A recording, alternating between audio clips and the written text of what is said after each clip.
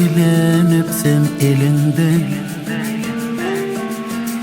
kız bağrına meni cencan.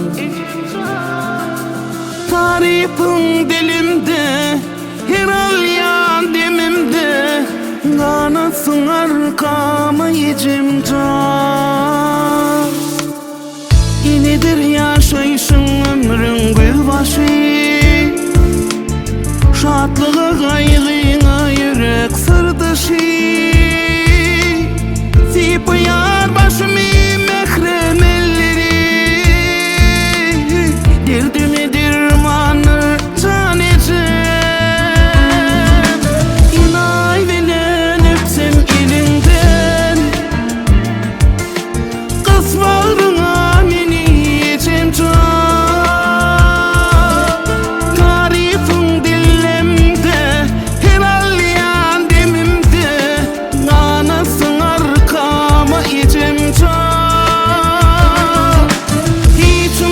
Tutmayar yerini,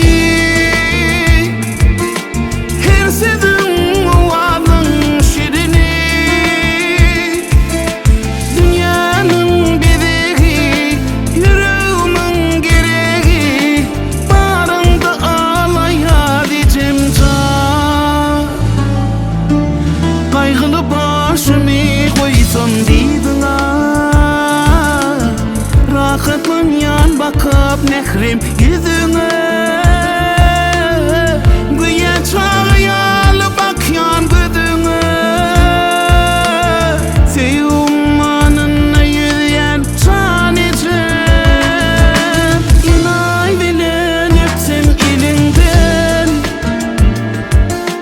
kız bağrına meni yiyeceğim can. Tarifin dilimde, her alyan demimde, kanasın arkamı